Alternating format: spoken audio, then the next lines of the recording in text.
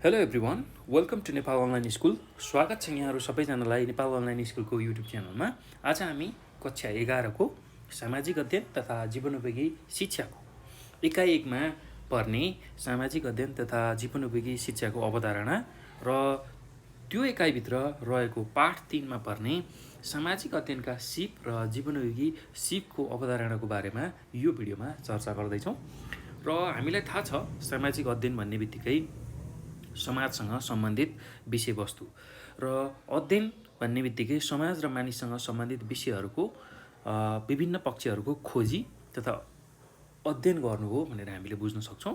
र मान्छे र समाजसँग विभिन्न क्षेत्रहरू विभिन्न कुराहरू सम्बन्धित छन्, जस्तै कि भौतिक, सामाजिक, सांस्कृतिक, आर्थिक, राजनीतिक यस्ता खालका कुराहरू सम्बन्धित रहेको हुन्छ। र यिनीहरूको अध्ययन गर्नु नै सामाजिक अध्ययनभित्र पर्छ भने जीवनोपयोगी शिक्षाको बारेमा चर्चा गर्दा जीवनोपयोगी सिप सिकाउने शिक्षालाई हामी जीवनोपयोगी शिक्षा भन्छौँ। र जीवनोपयोगी सिप भनेको त्यस्तो खालको सिप जसले चाहिँ मान्छेको जीवनलाई सरल, सहज र सफल बनाउन सहयोग गर्दछ। र त्यही अन्तर्गत आज हामी पाठ 3मा रहेको सामाजिक अध्ययनका सिप र जीवनोपयोगी सिपको अवधारणा के हो, यो किन आवश्यक छ, यो किन पढ्नुपर्ने छ, यो भित्र के कुराहरू पर्छन् भन्ने कुराहरू चाहिँ सारको रूपमा अर्थात् सारांशको रूपमा यो पाठको सारांशको रूपमा रहेको कुराहरू यो भिडियोमा हामी बुझ्न गइरहेछौँ। र अब हामीलाई के थाहा हुनुपर्छ भन्दाखेरि सामाजिक अध्ययन तथा जीवनोपयोगी शिक्षाको मुख्य उद्देश्य के हो त, त्यो किन पढ्नु पर्यो भन्दाखेरि सामाजिक अध्ययन तथा जीवनोपयोगी शिक्षाको मुख्य उद्देश्य भन्नुको मतलब बालबालिकालाई असल, चरित्रवान, सक्षम र सृजनशील नागरिक बनाउनको चाहिँ यो आवश्यक पर्छ भनेर हामीले बुझ्नुपर्छ। बालबालिकालाई एउटा असल नागरिक बनाउने, सक्षम नागरिक बनाउने र चरित्रवान बनाउने, नैतिकवान बनाउने र सृजनशील बनाउनको लागि चाहिँ सामाजिक अध्ययन तथा जीवनोपयोगी शिक्षा आवश्यक पर्छ। त्यसैले यो कुराहरूलाई चाहिँ तपाईँहरूको चाहिँ सिलेबसमा राखिएको र त्यही भएर यो विषय तयार पारिएको हामीले चाहिँ यो कुरा बुझ्नुपर्छ है त। अब अर्को भनेको सामाजिक अध्ययन तथा जीवनोपयोगी शिक्षाले धेरै फाइदाहरू पुर्याउँछ। त्यो मध्येमा सबैभन्दा ठुलो कुरा भनेको भविष्यमा काम लाग्न सक्ने जुन व्यवहारिक ज्ञान छ अथवा व्यवहारिक सिप छ त्यो सिकाउनको लागि यो सबैभन्दा आवश्यक छ र यसको मुख्य उद्देश्य पनि यही नै हो भनेर हामीले बुझ्नुपर्ने हुन्छ है त। र अब अर्को कुरा यो पाठमा हामीले जान्नै पर्ने, सिक्नै पर्ने कुरा भनेको सामाजिक अध्ययनबाट सिक्ने सिपहरू कस्तो खालको हुन्छन्, कस्तो खालको सिपहरू हामीले सामाजिक अध्ययनबाट सिक्न सक्छौँ भन्ने कुरा चाहिँ व्याख्या गरिएको छ। र पहिलो सिप हामीले सामाजिक अध्ययनबाट सिक्न सक्ने पहिलो सिप के छ भन्दाखेरि नक्सा अध्ययन गर्ने र नक्सा उतार्ने सिप सिक्नको लागि यो आवश्यक छ। अर्थात् सामाजिक अध्ययनबाट यो सिप हामीले सिक्न सक्छौँ। नक्साको अध्ययन गर्ने, नक्सा कसरी चाहिँ पत्ता लगाउने, नक्सामा कहाँ कुन ठाउँमा के कुराहरू पर्छ, कुन ठाउँ कहाँ पर्छ, कुन जिल्लामा पर्छ त्यो कुराहरू अध्ययन गर्ने र नक्सा उतार्ने, नक्सा अर्थात् नक्सा बनाउने। नक्सा बनाउँदा अब धेरै कुराहरू ख्याल गर्नुपर्छ। जस्तै कि हाम्रै देशको नक्सा बनाउँदा पनि हामीले अब जहाँनिर बनाउँछौँ, जुन पेपरमा बनाउँछौँ उत्तरतर्फ एउटा दिशा दिनुपर्छ। यसरी नेपालको नक्सा यसरी कोर्दैछौँ भने यतापट्टि उत्तर राखेर यसरी लेख्नुपर्ने हुन्छ। यो कुरा ख्याल गर्नुलाई ल हो। यसको बारेमा चाहिँ सामाजिक अध्ययनले हामीलाई ज्ञान दिन्छ, अर्थात् यो सिप हामीले सिक्न सक्छौँ। त्यस्तै दोस्रो भनेको विभिन्न विधाका माध्यमबाट अभिव्यक्त गर्ने गीत, कविता, चित्र, निबन्ध, संवाद, नाटक, चिठी आदि सृजनात्मक सिपहरूलाई विकास गर्न पनि यो आवश्यक पर्छ। हामीसँग विभिन्न प्रतिभा रहेको हुनसक्छ। प्रत्येक बालबालिकासँग एउटा न एउटा प्रतिभा रहेको हुन्छ। कोही गीत गाउन सक्ने हुन्छन्, कोही कविता लेख्न सक्ने हुन्छन्, कोही चित्र बनाउन सक्ने हुन्छन्, कोही निबन्ध लेख्न सक्ने हुन्छन्। हो, त्यो खालको सृजनात्मक सिप विकास गर्न यसको आवश्यक पर्छ। अर्थात् सामाजिक अध्ययनभित्र यस्तो खालको सिपहरू पर्छ भनेर हामीले लेख्न सक्छौँ। त्यस्तै अर्को भनेको समाचार सम्पादकीय, सम्पादकलाई चिठी, सामाजिक सञ्जालमा कमेन्ट र पोस्ट गर्ने जस्ता सञ्चार सङ्कलन, लेखन र प्रस्तुतिकरण सिप पनि सामाजिक अध्ययनबाट हामीले सिक्न सक्छौँ। सामाजिक अध्ययनको पक्षबाट हामीले जान्न सक्छौँ है त। त्यस्तै अर्को सिप के सिक्न सकिन्छ भने सामाजिक अध्ययनबाट छलफल गर्ने, कसैलाई सहयोग गर्ने, सहकार्य गर्ने, काममा सबैजना मिलेर काम गर्ने, मेलमिलाप गर्ने, सहानुभूति प्रकट गर्ने आदि सामाजिक सिपहरू सिक्न पनि चाहिँ यसले हामीलाई मद्दत गर्छ। अर्थात् सामाजिक अध्ययनबाट हामी यो सिपहरू सिक्न सक्छौँ भन्दा अझ उत्तम हुन्छ है त। त्यस्तै स्तम्भचित्र, रेखाचित्र, चक्रचित्र, ग्राफ निर्माण जस्ता तथ्याङ्क प्रस्तुतिकरण गर्ने सिप जुन छ त्यो सिप पनि हामी सामाजिक अध्ययनबाट प्राप्त गर्न सक्छौँ। रेखाचित्र गर्ने लाइन ग्राफ, त्यसै गरी बार ग्राफ अथवा बार डायग्राम भनेर भन्छौँ स्तम्भचित्र, चक्रचित्र पाई चार्ट भनेर भन्छौँ, र ग्राफ बनाउने विभिन्न ग्राफहरू बनाउने जस्ता तथ्याङ्क प्रस्तुति गर्ने सिप पनि सामाजिक अध्ययनको सिपभित्र पर्दछ। त्यस्तै अर्को भनेको समयरेखा, वंशावली वा वंशवृक्ष बनाउने, व्यक्तिवृक्ष बनाउने आदि ऐतिहासिक घटनालाई प्रस्तुतिकरण गर्ने सिप।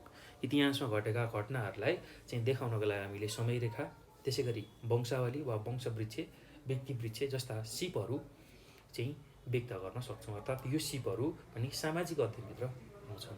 त्यस्तै अर्को भनेको सर्वेक्षण, क्षेत्र भ्रमण, अन्तर्वार्ता, अवलोकनको योजना बनाउने, कार्य सम्पादन गर्ने र प्रतिवेदन बनाउने जस्ता खोज अनुसन्धानको सिप पनि सामाजिक अध्ययनभित्रको सिपमा पर्दछ।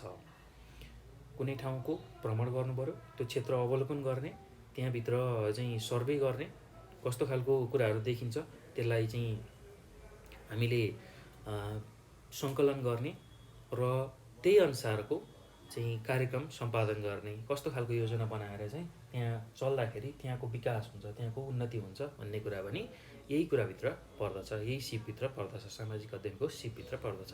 त्यसै गरी अर्को भनेको प्रदर्शन, प्रवचन, वक्तित्व कला, कार्यपत्र लेखन जस्ता कुराहरूको प्रस्तुतिकरण पनि यही भित्र पर्दछ। अर्थात् सामाजिक अध्ययनभित्रको सिप अन्तर्गत पर्दछ भनेर हामीले लेख्न सक्छौँ है त, बुझ्न सक्छौँ। अब अर्को जीवनोपयोगी सिप, तपाईँहरूलाई थाहा नै छ जीवनोपयोगी सिप भन्ने बित्तिकै हामीले के कुरा बुझ्छौँ भन्दाखेरि मानव जीवनलाई सरल, सहज र सफल बनाउनको लागि आवश्यक पर्ने जुन सिप छ त्यसलाई हामी जीवनोपयोगी सिप भनेर भन्छौँ। अर्थात् सामान्य भाषामा यसलाई बुझ्दाखेरि जीवनमा उपयोग हुने अर्थात् जीवनमा काम लाग्ने खालको सिप, जसले चाहिँ जीवनलाई सहज बनाउँछ, त्यस्तो खालको सिपलाई हामी जीवनोपयोगी सिप भनेर भन्छौँ। अब यो जीवनोपयोगी सिपभित्र के कुराहरू पर्दछन् भन्दाखेरि पहिलो सिप भनेको समस्या समाधान सिप। कुनै समस्या आउँछ हाम्रो जीवनमा र प्रत्येक दिन आइरहेको हुन्छ, प्रत्येक क्षण समस्याहरू आइरहेको हुन्छ, हो त्यो समस्यालाई समाधान गर्ने सिप जीवनोपयोगी सिप अन्तर्गत पर्दछ।